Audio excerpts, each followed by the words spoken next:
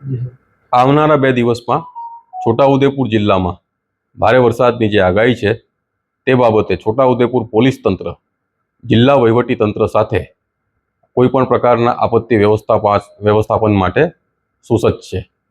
સ્ટેટની SDRF અને NDRF ટીમો જિલ્લામાં તૈનાત છે. તે ટીમોની સાથે કામ કરવા માટે પણ પોલીસ તંત્ર તૈયાર છે.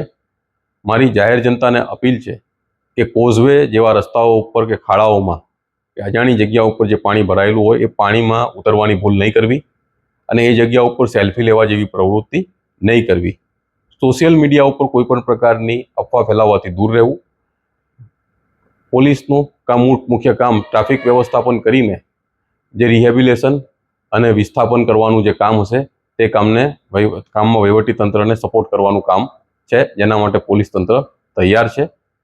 112 જે ઇમરજન્સી નંબર છે તેના ઉપર મારી જનતાને અપીલ છે કે કોઈ પણ આપત્તિ બાબત હોય તો જાણ કરી શકો છો અને અમે તમારા માટે મદદ કરવા માટે ખડે પગે તૈયાર છીએ.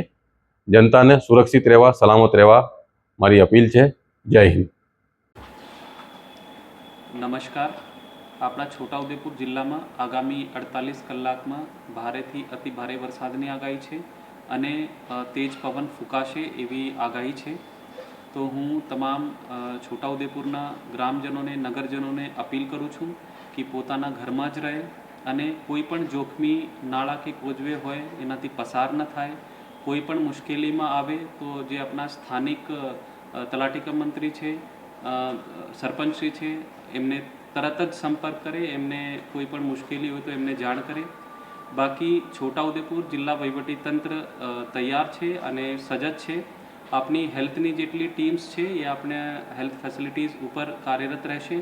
આપણા જિલ્લાના કંટ્રોલ રૂમ 24/7 24 કલાક ચાલુ છે. આપણા જિલ્લામાં એસડીઆરએફ અને એનડીઆરએફની જે ટીમ્સ છે એ પણ આવી ગઈ છે અને એ પણ સજજ છે અને ત્યાં એ પણ ચોકસાઈપૂર્વક ધ્યાન રાખી રહી છે. બીજું, આપણા દરેક ગામમાં શેલ્ટર હોમ્સ આઈડેન્ટિફાઈડ છે. કોઈ પણ મુશ્કેલી આવે તો જિલ્લા વહીવટીતંત્ર તૈયાર છે અને કોઈ એવી હોનારત ન બને એવા માટે આપણે બધા સજજ છીએ. ધન્યવાદ.